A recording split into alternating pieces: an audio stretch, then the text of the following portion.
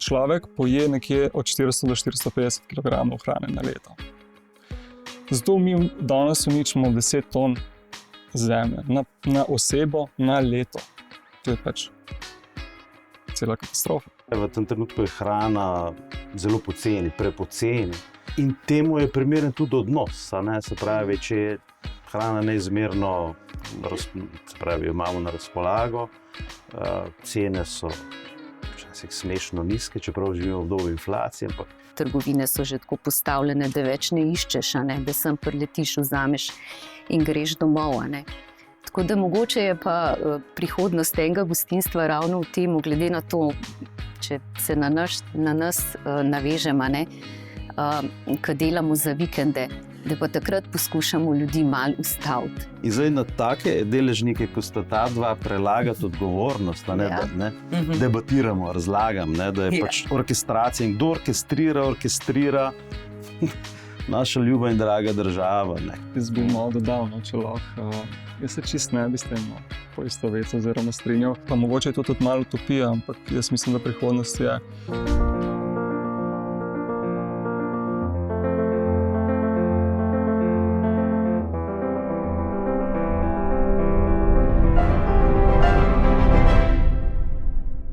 Lepo pozdravljeni. Tokratna epizoda podcasta Samo en planet odpira vprašanja prehranske preskrbe in našega odnosa do hrane. Večina razvitega sveta, kamor sodi tudi Slovenija, ima hrane dovolj. Kako deluje globalni prehranski sistem, s kakšnimi izzivi se srečujemo v lokalnem prehranskem sistemu, je naravno pridelana hrana iz lokalnega okolja najbolj zdrava in ali jo lahko pridelamo dovolj za lastne potrebe. Koliko hrane v resnici pojemo in koliko je zavržemo? Na kakšne načine rešujemo problem zavržene hrane?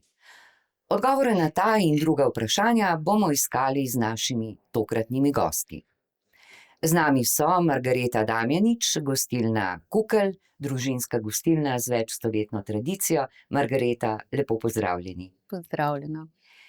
Miha Dežman, ustanovitelj kmetije Monera, lep pozdrav. Pozdravljeni. In dr. Aleš Kuhar, agrarni ekonomist in profesor na Biotehniški fakulteti v Ljubljani. Lep pozdrav tudi vam. Pozdravljeni. Začela bom z malo zgodovinsko noto in sicer s pregovorom oziroma stavkom, ki so ga naše babice, mogoče tudi mame, rekle otrokom, da bi vzgajale njihov odnos do hrane. Če kruhek pade ti na tla, poberi ga, poljubi ga. Verjetno vsi poznamo ta rek, ampak vprašanje je, ali je ta odnos do hrane danes med nami, ko imamo vsega na pretek, še vedno prisoten. Pa je moje prvo vprašanje za vse vas, kako vi vidite odnos ljudi, svoj, tistih, ki si jih poznate, in odnos celotne družbe do hrane, ki nam je na voljo. Aleš, začneva midva. Ja. Jaz sem se zelo, bi rekel, razveselil, ko ste omenila obdobje izobilja. Ljudje živimo dejansko v tem svetu v obdobju izobilja. Pa verjetno tudi eno presenečenje izjava je, v tem trenutku je hrana zelo poceni, prepoceni.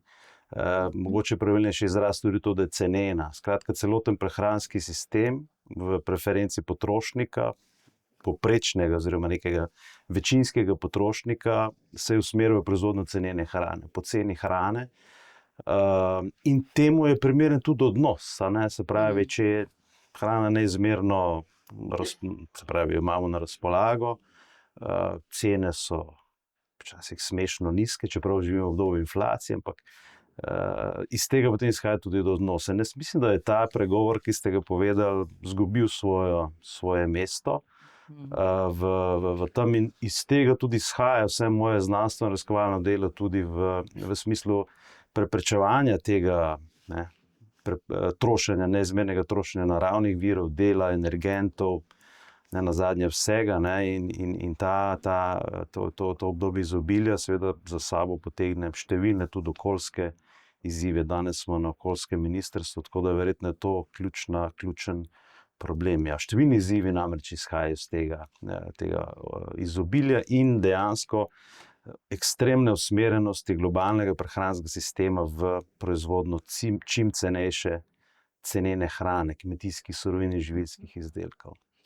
Margareta, pri vas pa je verjetno in vaš odnos, se pravi, vas, ki pripravljate hrano, in odnos vaših gostov drugačen, a ne? Skratka, to ne gre za ceneno hrano, ne gre tudi za poceni hrano, gre za kakovostno hrano in verjetno je ta odnos precej drugačen od nekega povprečnega odnosa do tega obilja, o katerem je Aleš ravnokar govoril. Tako je, zagotovo. Mislim, pri nam pa še vedno velja ta rek, da smo spoštljivi do kruha, ne. To smo že kot otroci od očeta se navadili, ki je toliko starejši, a ne, da je bil lačen kruha in skljub vsemu zrastel gor, a ne. Ampak tako da dejansko ne zavržemo kruha. To je po mojem ena najtežjih stvari, da je treba kruh stran vreči. Tako da, ne vem, to se nam je tako zakoreninilo, da vsekakor pač pazimo, kaj delamo, no.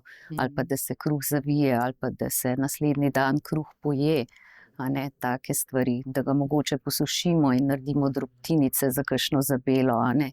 Tako zelo težko mi je to nekako zavreči stran, no, res v skrajni sili, a ne, tako da smo čisto. Miha, ko se pa hrana pridela z lastnimi rokami, je pa ta odnos verjetno še drugačen in zelo poseben. Ja, tu pa absolutno, ja, bi rekel, da potem dobi v bistvu neko vrednoto v družini, ne, in je tudi potem lahko nek zgled tudi otrokom, potem, kaj pomeni hrana na krožniku, ko jo pridelaš od ko poseješ ali pa skrbi za živali in ves ta proces te skrbi in potem tudi pobiranja. In da pride na krožnik je res en tak dolg proces in potem ja, začutiš, koliko je to v bistvu težko in koliko smo pozabili na te stvari, ker pač nimamo stika s temi, s pridelavo.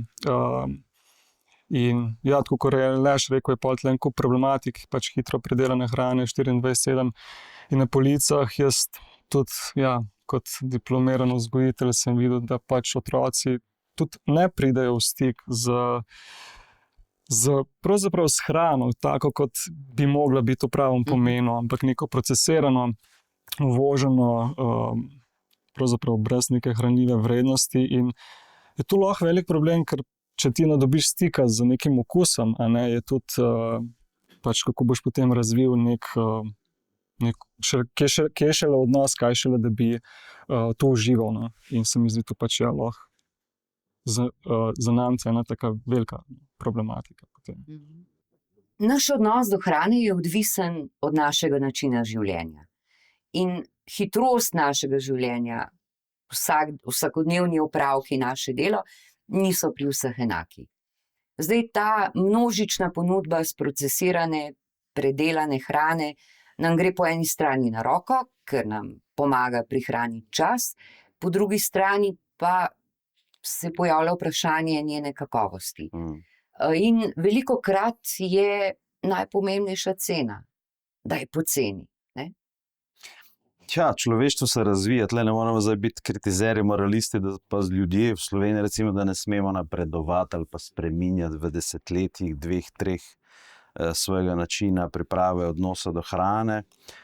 Smo pa kljub vsemu zelo specifični, namreč brez kakršnih koli težav lahko rečemo, da je Slovenija, vzor prehranjevanja Slovencev bil pred desetletji občutno ustreznejši. S tem, bi rekel, zavedanjem je tudi slovenska kmetijsko-živilska, bi rekel, branža, kmetje, živilska industrija šla v napredek in je pričakovala pripadnost zgodbi, ki jo je nenazadnje ta država gradila desetletja tudi v prejšnjem političnem sistemu. Je pa prišlo do zelo, zelo hitrih in kot znanstveniki smo bili zelo presenečeni, bi rekel, opustitve strani potrošnikov, opustitve teh načel, na katerih smo gradili recimo neke razvojne strategije, se pravi pripadnost lokalnemu, ne, udejanjanje svojih namenov. Ljudje v Sloveniji smo izrazito naklonjeni lokalni hrani, izrazito smo naklonjeni okolju prijaznim izbiram. Ne. Ko je pa potrebno namero udejanjiti v aktivnosti, ne, se pa to popolnoma izgubi. Ne. In to je seveda vstop tujih trgovskih verig. Jaz včasih malo zastrižem z očmi, kot tudi ne nazadnje v kakšnih okoljskih priporočilih in tako naprej se zelo veliko nalog in zahtev polaga na sektor kmetijstva, živilsko-predelovalne industrije v smislu doseganja okoljskih ciljev. Ne. Pozablja se pa, da je golman, če hočete, ali pa diktator v prehranskem sistemu trgovina na drobno. Ne. Odločitev trgovine na drobno v bistvu v zelo redko katerem okoljskem dokumentu ali pa razvojnem dokumentu za razvoj vidimo. Je pa dejansko, ne samo v Sloveniji, to je globalen fenomen, je trgovec tisti, ki močno vpliva na to, kaj ljudje izbiramo v trgovini in tudi na to, kaj se potem v ozadju, v skrbni verigi dogaja. Proizvodne prakse, ne nazadnje, prej ste govorili, kakovosti, oceni in tako naprej. Tako da, ja, Slovenec je in Slovenka je na nek način zelo, bi rekel, razočaral, bodimo malo moralisti, ali pa obrnil v smer, ki ni bila pričakovana. Mi smo danes se vedemo kot prebivalci občutno manj razvite, ekonomsko razvitih držav.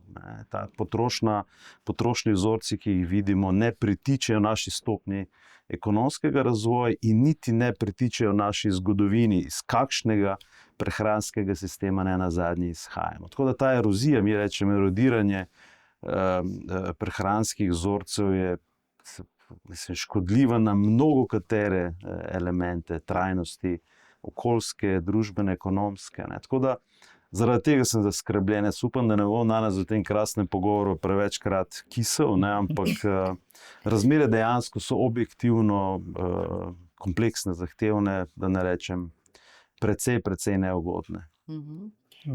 Aleš je rekel na začetku, da smo napredovali, ne, in da je to nekaj normalnega. Ampak v nadaljevanju, ko smo vas poslušali, ne, pa pravzaprav lahko rečemo, da smo nazadovali na nek način. Ne?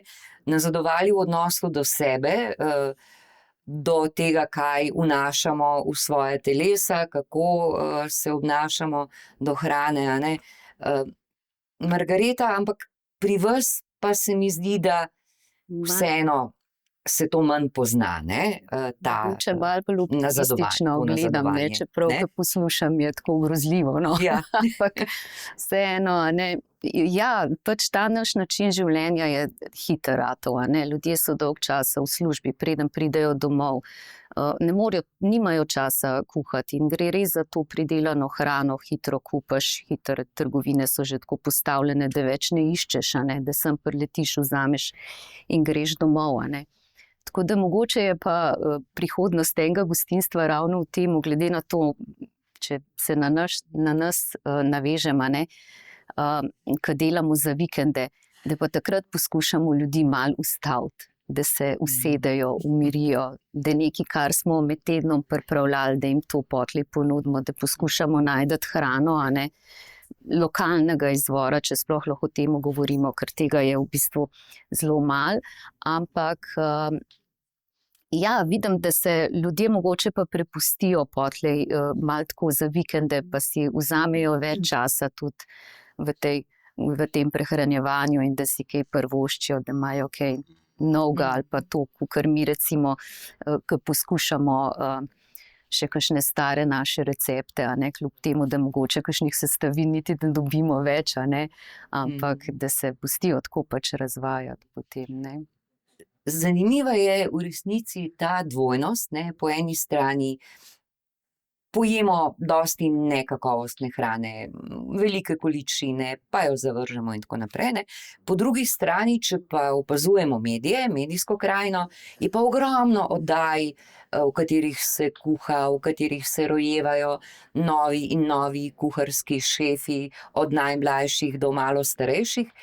In meni se zdi to nekakšna diskrepanca pravzaprav, Podobno kot ste, Aleš, vi omenil prej, da je na nek način, smo vsi vsi bi kakovostno jedli, se posvetili hrani, potem pa, ko kamere ugasnejo, ne, pa tečemo v prvi hipermarket in zmečemo noter. Je mogoče pri tem načinu življenja, Miha, ki ga vi zdaj v zadnjih letih, odkar imate to svojo kmetijo, vendarle drugače, ne? Verjamem, da nimate zdaj kuharske šole, ali jo mogoče imate, ampak način priprave hrane, si vzamete čas, verjamem, da je na kmetiji veliko dela, pa vendar. Ja, jaz mislim, da je to nuja, da si vzamemo čas in da se kvalitetno prehranjujemo, ker potem tudi pač podpiramo sebe, a ne, da smo fizično lahko aktivni, pa tudi psihično konec koncev. Ja, mogoče bi se sem še malo navezal nazaj, da je pač danes tale medij res en tak zelo, zelo močan in zelo dobro psihološko dodelan in kdaj zavede potrošnika v tem izobilju, ampak konec koncev se mi zdi, da bi pa mogli tako, da ko pridemo v eno odraslo obdobje, ne, jaz to zelo povezujem z eno besedo, in to je odgovornost, ne, in se mi zdi, da beseda odgovornost je pa pač v tesnem stiku z zdravjem. Se pravi, če si ti kot posameznik odgovoren, prvo, kar narediš in na kar pomisliš, je pač zdravje. In če pač spet pogledamo, kaj zdravje v resnici je v večini primerov tu hrana, ne. Mogoče še gibanje, pa da smo aktivni, pa zunaj, ampak to je nekako, se mi zdi, temelj, motor naših teles in pač, če mi ne skrbimo za te, imamo lahko tudi, mislim, danes videli, da imamo pač hude zdravstvene težave kot posamezniki. Jaz bi rekel, da živimo na kredit, plačujemo obresti in to ni v redu, a ne, stanje tega ni v redu. Ampak tudi danes imamo problem, ker kaj sploh zdrava hrana je, a ne, imamo kupenih trendov. Tudi zdravstvo v svoji osnovi priporoča za naš pogled malo take ne najbolj primerne prakse, no, ker mi gledamo na človeka celostno, ne, in je pomembno, od kje prihaja hrana, v kakšnem stanju oziroma kje živijo živali, v kakšnih tleh konec koncev vzgajamo rastline, koliko imamo življenja mikroorganizmov v tleh, kakšne interakcije se dogajajo in potem tudi kakšna je hranilna vrednost te hrane. In jaz mislim, da si to, kar ješ, in da je lahko hrana pač konec koncev tudi zdravilo, če bi to znali videti, pa nekako si malo tako, ja, si vzeli ne samo za vikend čas, ampak mogoče bi bilo to ena celo vsakodnevna stvar. Ker ja, ko pogledamo krožnika, ne, iz kje, zdaj, če bi se sem zamislili, ta krožnik, ki je pred nami, in če bi rekli, ok, zdaj pa poglejmo, iz kje vse pride, da ta krožnik je, ne. Se ponavadi sploh do tega ne pridemo, se ne vprašamo. Ampak bi ugotovili, da redko kakšna stvar je prav od tukaj, ponavadi, če je že iz Evrope, je kar v redu, zdaj že to ni več, a ne. Smo spustili malo ta standard.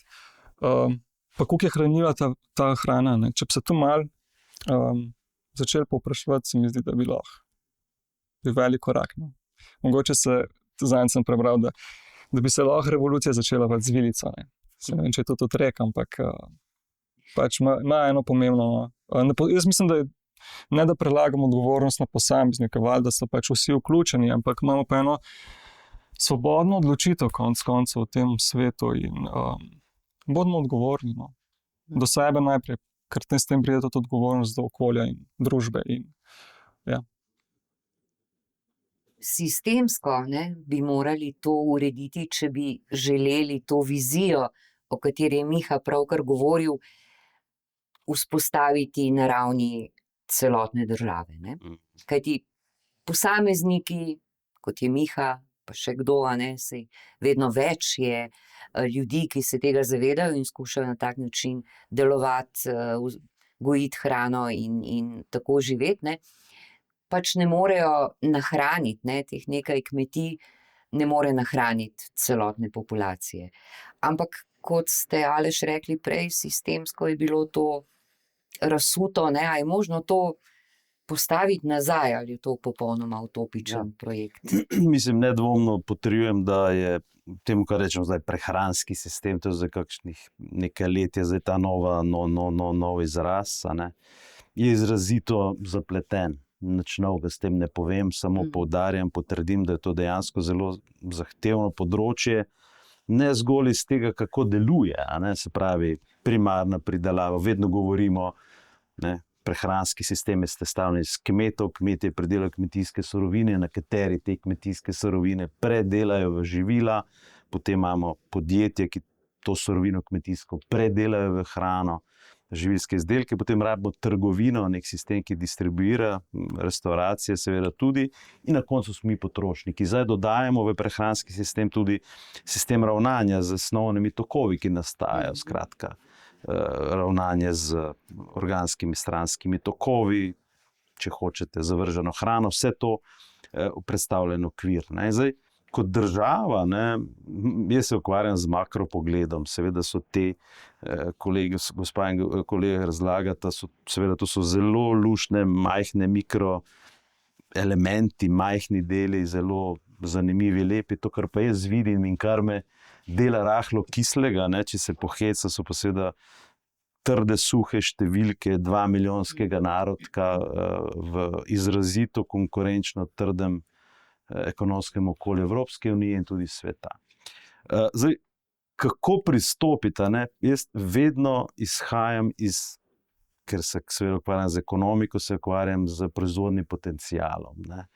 In tukaj se odpre celotna debata lahko, ne, kako je ta država sistemsko ali pa nesistemsko prehranski sistem ravnala, upravljala, menedžirala, ne, in že na tem področju, kako se upravlja s proizvodnim potencialom primarnega sektorja, pridelave primarnih surovin in potem naprej do proizvodne hrane, živilskih podjetij, tukaj je bilo v zadnjih desetletjih pač nekaj zelo ponesrečenih ukrepov ali pa premalo posrečenih ukrepov, integriranih ukrepov, ne. Ker hudič tega prehranskega sistema je, da ga upravlja ne več, če hočete, zdaj govorimo o vladnih resorjih, a ne. Kmetijstvo, proizvodnja hrane je upravljena strani večjih resorjev, ne. Danes sedimo na enem, ki primarno ni bi rekel, prva asociacija, da se ukvarja s kmetijstvom, s proizvodnjo hrane, ampak seveda ima močen in pomemben in seveda jasno odgovoren vpliv tudi na delovanje in razvoj kmetijstva. Zdaj, ali je bilo to vedno idealno, ustrezno, ne vem, ni nujno, da res, a ne. Ali na strani kmetijskega ministrstva, ministrstva za okolje, ministrstva za infrastrukturo, karkoli, zdravje, ne nazadnje, ne, finance.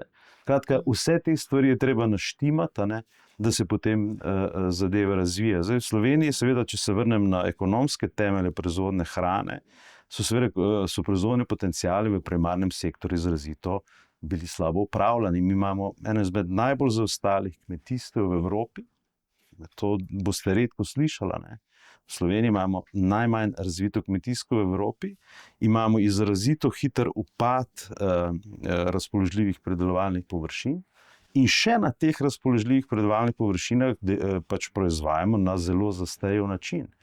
Jaz sem močen podpornik tega, da se produktivnost v kmetijstvu poveča, učinkovitost se mora izboljšati. Mi moramo modernizirati primarno pridelavo, ampak nikakor ne na račun okolja. Da pa to dosežemo, ne, učinkovitejše, naprednejše, boljše kmetijstvo, ki bo nahranilo to nacijo, ker zdaj je ne nahrani ali pa ne pridela dovolj surovin, da bi živilska podjetja proizvedla hrano za to nacijo, je pa seveda treba enormno izboljšati znanje kmetov, opremljenost teh kmetij in tako naprej, vendar ciljno, natančno, ne, precizno in ob tem seveda upoštevati to, da smo mi v prehranskem sistemu globalno gledano prišli do, bi rekel, meja, ne, planetarnih meja.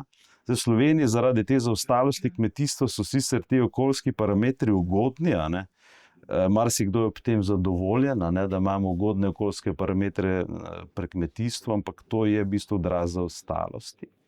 nažalost, nerazvitosti kmetijstva. Imamo svetle zvezde, imamo seveda zelo napredne kmetije, vendar povprečje je ta proizvodni potencial na primarni ravni problematičen in spet degradira. Spet, 80., 90., 2020 imamo nažalost trende, ki bi morali biti pozitivni, so negativni. To ni ravno obetavna prihodnost. Bom tudi jaz malo bolj kislim obrazom zdaj spremljam to, kar ste povedali, namreč meni se zdi zelo zaskrbljujoče. Ja, saj mi bomo imeli majhne točke. To je v bistvu zdaj očitno, da s tem zaključim svoje razmišljanje. To je v bistvu očitno, ali je bil to družbeni konsens ali je pa to neko evolucijsko prišlo. Mi bomo imeli nekaj butičnih otočkov kmetijstva, kjer bodo, bi rekel, premožnejši, bolj zavešeni kupci našli svojo zgodbo. Verjetno je to vaš primer. Mi bomo imeli te butične, ampak veste, prehranski sistem za slehernika in za slehernico je mega, tudi za to majhno državo je mega. In zdaj, tako kot neke trendi kažejo, bomo imeli dekoracijo v prehranskem sistemu, ki bo odlična, prehranska, mislim, bomo imeli neke biserčke, kmetije z butično pridelavo, ekološko proizvodnjo in tako naprej. Vse lepo in prav, vendar glavnina tega sistema je pa, bi rekel, v razpad, da ga pa ne upravljamo sistemsko. Tudi morda zato, ker smo nepravilno, bi rekel, zagledani zgolj v dekoracijo. Jaz se velikokrat pohecam, prehranski sistem so dekorativne kroglice na novoletni jelki, steber je pa jelka. Ne moreš ti imeti okrašene novoletne jelke samo z bunkicami, z kroglicami, smreko pa pozabiš. Smreka so pa živilska podjetja in kmetije, ki so pa usmerjene v, ne bi rad rekel masovno, ampak tako stebrno proizvodnjo, kjer pa zdaj glavnina uvoza, ki v Slovenijo prihaja, je substitucija stebrne proizvodnje. In ta hrana iz uvoza prihaja iz proizvodnih sistemov, ki jih Slovenec, če bi jih poznal, ne bi izbral. Skratka, to so podjetja, kmetije, pa kmetijska podjetja, v katerih se proizvaja na način, ki jih Slovenec, spet ko ga vprašamo na anketi, a bi izbral hrano, ki je proizvedena v sistemu takem in takem, kot ga izbere na trgovinski policiji XY, bi rekel, niti slučajno, jaz po tega res ne bi. Ampak to predstavlja v tistih številkah, ki mene skrbijo, ko gledam makroekonomske bilance, hrana prihaja ravno iz tovrstnih sistemov, ki jih Slovenec zavrača. Tako da ta obrambna, in zdaj mogoče, da dodamo še eno dimenzijo, neke trdnosti, čvrstosti, zdaj se zelo veliko govori o geostrateških premikih in tveganjih, ki jih svet prinaša. Mi smo to pogledno izrazito ranljivi, ker smo tako močno uvozno odvisni za ta masovno oziroma stebrni prehranski tok. Vem, da je težko vprašanje, ne bom rekla za $1 milijon, ker mislim, da to ni valuta, ki bi trenutno najbolje stala. Ampak kaj lahko naredimo mi vsi, mi štirje, vsi drugi tam zunaj, da se ta naša smreka ne bo posušila? Kakšne možnosti vidimo, kaj lahko? Ja, ne vem, jaz ravno zdaj razmišljam, včasih je vsaka družina pri hiši imela gredo, danes so avtomobili tam parkirani. Poleg grede je bila še ena velika njiva, ljudje so si sami hrano pridelovali.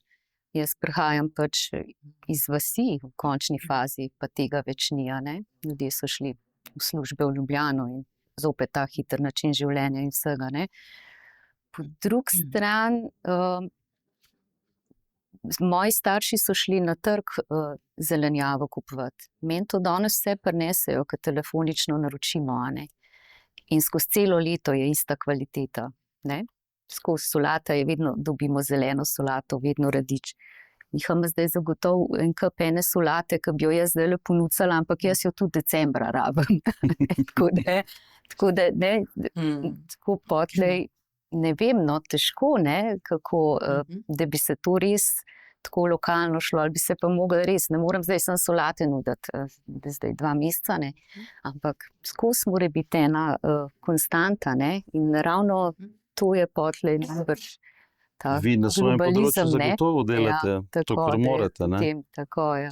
Ker tako je, majhne zgodbe so, ne? Orkestracija je pomembna. Ne? Ja. In zdaj na take deležnike, ko sta ta dva, prelagati odgovornost, a ne, Ja. da ne, debatiramo, razlagam, ne, da je Ja. pač orkestracija in kdo orkestrira naša ljuba in draga država. Ne. Kaj je država, sto politiki, politikanti, a veste, to je. Se upravičujem, da skačem besedo, Ja, ne, ampak ne, super, težko ja. date vi odgovor, Ja. ki že počnete prave stvari. A ne. Tako, ja. Čeprav jaz bi Ja. malo dodal, no, če lahko. Jaz se čist ne bi s tem poistovetil oziroma strinjal. Jaz mislim, da kot kmet, kot mlad kmet, rečemo temu inovativen, jaz mislim, da ne potrebujemo več modernizacije. Žal vidim, mi smo znotraj regenerativnega kmetijstva, smo specializirani opazovalci in zelo dobro posnemamo vzorce narave in ne samo vzorce narave, tudi družbe. In vidimo, da tehnološki napredek žal, se pravi, mi imamo tle eno vojno, recimo temu. Tehnologija ni kompleksen sistem. Naš telefon ni kompleksen sistem. Kamere niso kompleksen sistem, ampak so komplicirane. Se pravi, če se pokvari, mi lahko identificiramo problem, damo nekomu popraviti in ga rešimo. Narava je pa kompleksen sistem, a ne? Se pravi, samoregulativen, interakcij ima polno, težko odkrijemo problem. In žal vidimo, da tehnologija v spopadu z kompleksnimi sistemi pač ne deluje. Imamo ogromno izjemno tehnoloških sistemov, ne vem, pošljemo ogledala v vesolje, da bomo imeli odboj svetlobe boljše, posadimo ne vem kakšne ne vem, drevesa in hočemo nekaj pozeleniti, pa nič ne funkcionira. In jaz tle ne vidim, jaz vidim, da bi mogli, vem, da je tudi ta steber, ki prehranjuje veliko količino ljudi. Jaz še vedno mislim, da tukaj je vzajemno, kaj je potrošnik, pa kaj je pridelovalec, ampak pa mogoče je to tudi malo utopija, ampak jaz mislim, da prihodnost je v majhnih, lokalnih, raznolikih kmetijah, ki bodo odporne. In tudi mi poznamo zelo efektivne danes sisteme, ki delamo res na majhnih površinah izobilje, ker mi moramo vedeti, da pridelamo nekje, oziroma človek poje nekje od 400 do 450 kg hrane na leto. Zato mi danes uničimo 10 ton zemlje na osebo na leto. To je pač cela katastrofa. In mislim, da ne bi rekel, da je rešitev, ampak da bi mogli spodbujati rast malega kmeta, ker smo potem bolj raznoliki, bolj odporni, več imamo znotraj države. Ja, na drugi strani je pač kupec, ki pač lahko to vzame, lahko ne, ampak bi se mogli na tem področju, se mi zdi, zelo truditi. Imamo pa veliko znanja, ogromno znanja. Jaz mislim, da imamo ogromno priložnost, tudi te nizko, bi rekel, nizko mobilne, cenovne, neke infrastrukture, ki zelo dobro posnemajo te vzorce narave in se da zelo lepo delovati. Tudi kmet je lahko zelo dobičkonosen in profitabilen in proizvaja ogromne količine hrane na majhnih površinah. To se mi zdi taka lepa stvar, no? Ker tudi prsja, veste, ena taka delikatna zadeva, koliko jo uničimo, potem kar ne moramo pridelovati brez nekih pesticidov, nekih kemičnih sredstev. In tukaj je odzadaj cel motor, kako to deluje, ampak jaz mislim, da imamo prvo kot prvo ogromno znanja, ogromno rešitev, ki so mogoče celo bolj enostavni, kakor si mislimo, in ogromno potenciala v teh stvareh. No. Verjetno bi bilo naivno pričakovati od vseh nas, ne mislim od nas 4 tukaj, ampak od vseh prebivalk in prebivalcev Slovenije, da bi se vrnili k nekemu sezonskemu lokalnemu prehranjevanju in se odpovedali vsem tem dobrotam, ki prihajajo k nam iz uvoza. Pač želimo imeti avokado zjutraj pri zajtrku in podobne stvari in nič ni narobe s tem, ne? Ampak okoljsko gledano pa seveda takšna enormna količina uvožene hrane, če ostanemo samo pri hrani, ni dobra, ne? Ne. Ni dobra za prihodnost. Pusto avokado, pusto banano, ne, so dejansko to izredni okoljski, bi rekel, problemi, mislim, in so zelo, zelo, bi rekel, prisotni, ne.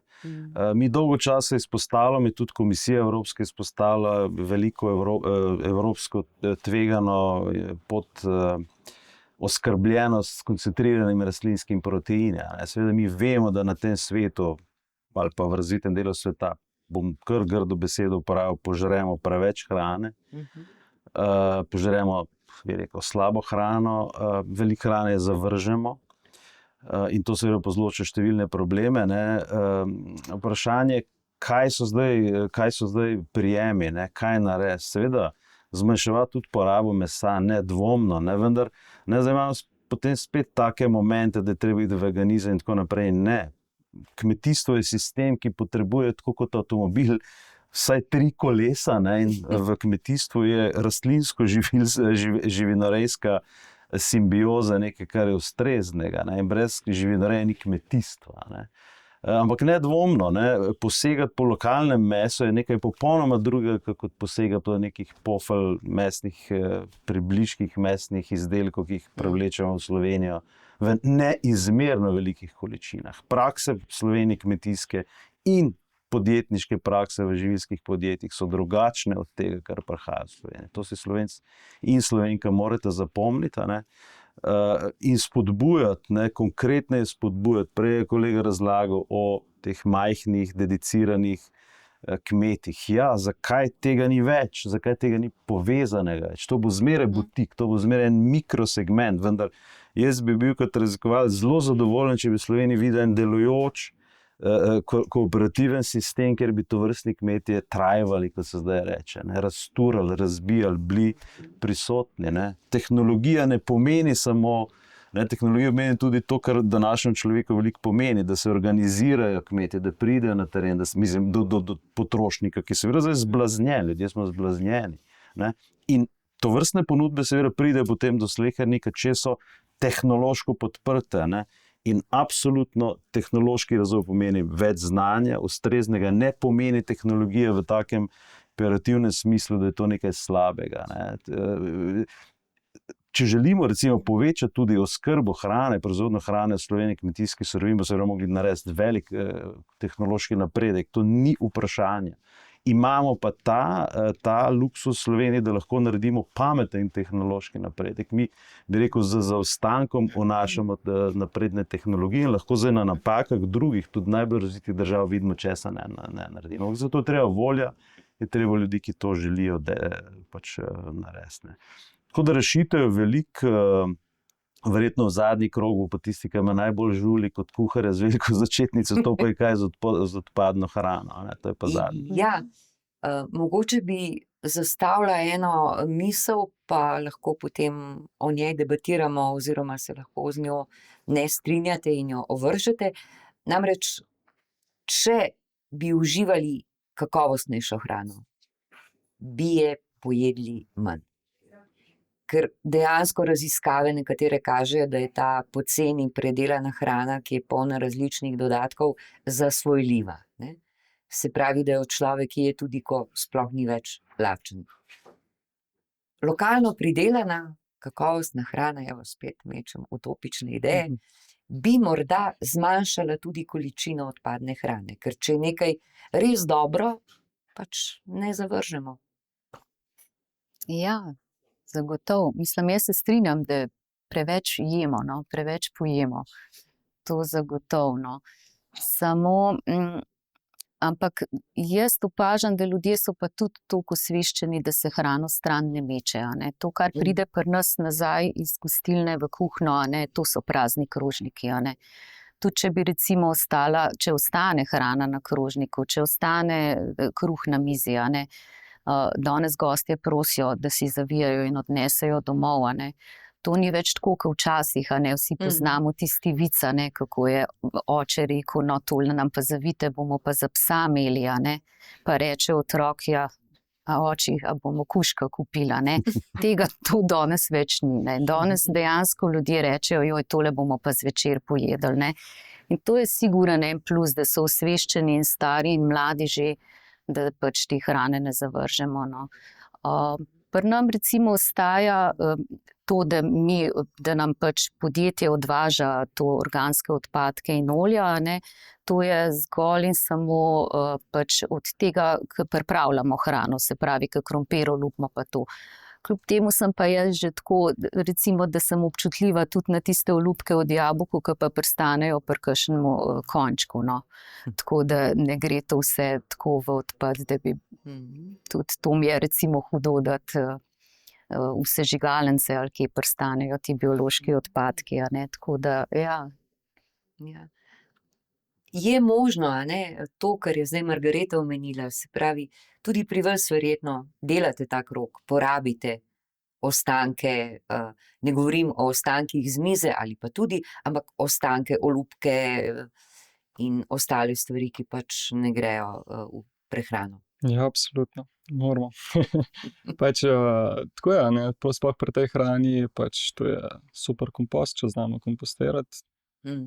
To je popoln krog, če rečemo mogoče v tem zelenjadarskem, ali pa kjerkoli, no, bi praktično se da kaj kompostirati in vračati naravi, ogromne količine in tega. To počnejo, to so projekti zelo uspešni v Evropi, kjer v bistvu tako, kot ste vi, ampak ne pridejo pa odvažajo in potem ne vemo, kaj se s tem zgodi.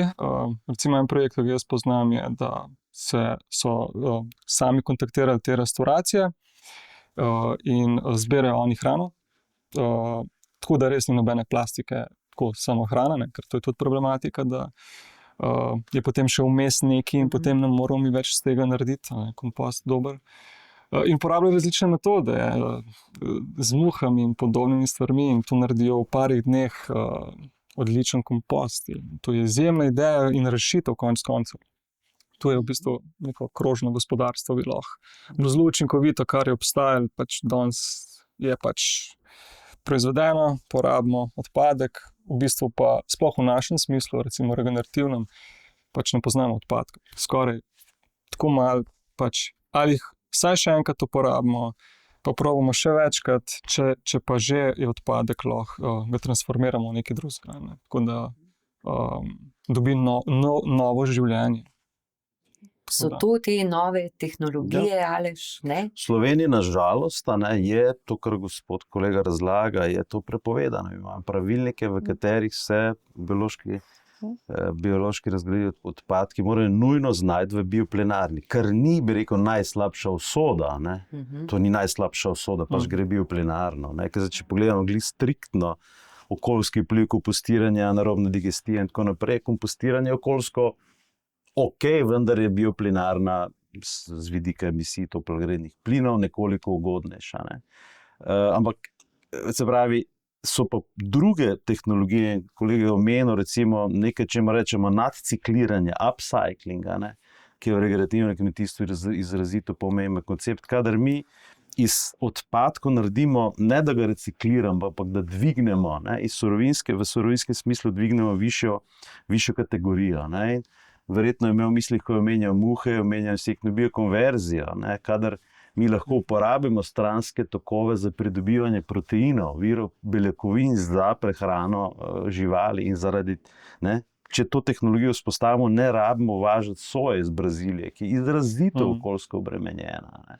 Lahko prehranimo, ne vem, to so sistemi, ki recimo v manj reguliranih državah, Bog pomagaj, ZDA so manj regulirana, pa jih nočem, da je za vzgled, ampak recimo tam so, si predstavljam, ne, kakšen tip kmeta ste, tam so kmetje, kjer dejansko živijo ta upcycling, kjer ne vem, pridelujejo organsko, pač ekološko zelenjavo, sadje, ti ostanki, stranski produkti, ni to zavržena hrana, ampak dejansko odtrebki solate, ki ga pripravljajo za trg, gre neposredno v sistem insektne biokonverzije, kjer pridobivajo proteine, s katerimi potem hranijo piščance, recimo, kure nesnice. Ne.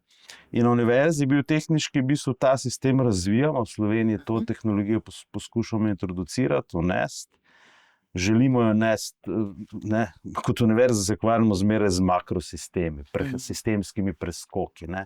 Občudujemo mikrozgodbe, skrbljeni smo pa zaradi makroproblemov. Ne. In ko razvijamo sistem insektne biokonverzije, razmišljamo ravno o tem, da bi ta sistem bil vključen v sistemsko ravnanje z organskimi stranskimi tokovi. In moram pohvaliti Ministrstvo za okolje, je vsaj prisluhnilo naši zgodbi in gre spet za to medresorsko. Veste, država je en zelo zanimiv orkester, ne? Zdaj, kmetijstvo je eno, okolje je drugo, zdravje, veterina, skratka. Ne? Poskušamo to pelati in vnesti v komunalno, živilsko-kmetijski ferajn, če hočete, eno novo tehnologijo, ki lahko prispeva nekaj majhnega, ne more rešiti problema, nedvomno pa lahko prispeva in zmanjša uvozno odvisnost od rastlinskih proteinov. To je pa ta nesrečna soja, kjer lahko vi vaše stranske tokove, ko otrebite jabolka, če je bilo to seveda regulirano drugače, uporabili kot hrano za specifične insekte, v varnih pogojih pridobivali proteine, ki so pa piščancem, ptičem od pameti veka naravni vir proteinov. Soje vrabček še ni jedel v življenju, črvička ali pa proteine, hranila, ki izhajajo iz insekta, iz teh živali, pa seveda od vekomaja. Tako da to so te tehnološke rešitve. Definitivno pejmo v naravo iskati te rešitve. Smart, pametni moramo biti, ker kemija, kemizacija, to je enostavna rešitev. Kmetijstvo je najprej poseglo po enostavnih rešitvah, čas tega je mimo, mi moramo iskati rešitve v biologiji. Biologija je pa ekstremno kompleksen sistem, bistveno bolj kot kemija. Miha prikimava, tudi Margareta. Ja, potem bi lahko rekla, da bi potrebovali samo res dobro uigran orkester na najvišji ravni, ki bi poskrbel za tako regulativo, ki bi pospešila te procese, to, s čimer se vi ukvarjate, kar razvijate na fakulteti, to, za kar si prizadevate kmetje, ki se ukvarjate z regenerativnim kmetijstvom, to, za kar si Margareta pri vas prizadevate, da je čim manj odpadkov in res skrbite za njih, ampak nimate vpliva na to, kam ti odpadki gredo, ko jih odpeljejo od vas. Ja, žoge je treba staviti vsi, se to je bilo večkrat danes slišano, umriti se treba, ampak je čas, jaz verjamem, če sem pač malo analitičen, da ne bom rekel kaj drugega do policy maker, nosilce političnih odločitev, verjamem, da je to težko. Žogo treba staviti, prioritete postavljati. Kot mala nacija bi na tem področju mogli še biti bolj pozorni, iskati lastne interese, lastne prioritete, ki so koristne za našo državo. Mi pa smo nekoliko preveč nagnjeni k temu, da potegnemo neke ideje od zunaj in jih nekritično potem forsiramo, tiščimo v ta občutljiv sistem, če se pač omejim samo na kmetijstvo in živilstvo. Tako da, dajmo biti optimisti. In če to uspemo, orkestracijo recimo med resorji slovenske vlade na področju recimo krepitve prehranske varnosti, suverenosti na tem področju, podpreti mikrozgodbe, ki so pomemben del dekoracije, nekako izražajo, jaz temu rečem celo inteligenco prehranskega sistema, da imamo take butične primere. Od zadaj pa mora se stati, bi rekel, letalo nosilka, to je pa ta stebrni sistem, ki se nam pa ruši in ga nadomeščajo seveda sistemi iz Nemčije, Češke, Poljske, ne vem, kje so vse. To je relativno zaskrbljujoč in ta trend je treba obrniti. Skratka, pogoji, ideje so, možno je ta trend obrniti, samo skupaj je treba stopiti, če sem prav razumela. Ne? Ampak vi dosti stojite skupaj, a ne? Mladi, pa ne, tudi ne samo mladi, ne, kmetje, ki se na ta način lotevate kmetovanja. Ne? Ja, se zelo povezujemo. Lani sicer bi tudi tale za ustanovljeno društvo za celostno regenerativno kmetijstvo, ampak ja, mislim, se dogaja, je vstopilo v naš prostor neka taka veja, ki je malo bolj alternativna, bi s tem rekel, ampak mladi so jo pograbili, se mi zdi predvsem zaradi tega, ker ponuja eno kvaliteto, zelo je efektivna, tako časovno, tako tudi okoljsko, da delamo neko obilje, tudi finančno konec koncev, a ne. Ampak ja, se pa, če gledamo pa komercialno, se pa približujemo nuli, da bi rekli, da ponujamo trenutno nek pridelek, a ne, da bi ga lahko ljudje kupovali. Tako da je moment, ki v Evropi je tudi to samoregenerativno zelo močno gibanje, manjka nam pa ogromno praks, tako da ne. Imamo pa, kot sem rekel, znanje, ogromno znanja, ogromno je povedano na to temo, ogromno tehnik, modelov, kmetij, ki to počnemo, s katerih bi se lahko izobraževali. Tudi hitro bi lahko vstopili zdaj. Se mi zdi, da je trenutno, kakor je malo pesimistično, ampak tudi je trenutno en boljših momentov za vstop mladega v to panogo. Ker imamo pač tehnologijo in če rečemo, da 50% pridelujemo, 50% prodajemo, kot kmet, ki je v celoti prevzeme odgovornost, ne, da nimamo nekega distributerja ali pa tako. Imamo danes ogromno tehnologije in za pridelavo in za prodajo. Samo takole naredimo. Konec koncev tukaj, zdajle jaz prodajam nekaj, ker smo se tudi mi približali, ne, ljudem samo klik stran, pa da imaš na dom, a ne, tako da ja, rastemo, ampak zelo počasi, mogoče prepočasi. Upam pa, da bomo, no, da nas bo še več in če kdo rabi, kaj nas lahko pocuka, pa se pride kaj pogledati, če ga navduša, ne. Mislim, da boste lahko rasli tudi s podporo projektov, s kakršnimi se ukvarja Aleš in njegovi kolegi na Biotehniški fakulteti, a ne, ki so usmerjeni ravno v to, ne, v spodbujanje takih lokalnih zgodb, ki jih imate radi, kot ste rekli, ne, jih podpirate, lahko pa jim date tudi širšo podporo, nek steber, s katerim bo mogoče potem lažje nadaljevati. Nedvomno, tako. Ja. Hvala lepa vsem trem za sodelovanje v današnjem podcastu. Veliko smo povedali o hrani. Odpadno hrano smo tudi omenili večkrat in našli tudi nekaj odgovorov na to, kaj z njo početi. Se pravi, da ni nekoristen odpadek, ampak da je lahko še kako koristna, bodisi v procesu kmetovanja, bodisi v kakšnih drugih industrijskih obratih. Tako da prihodnost mogoče ni tako črna, ne?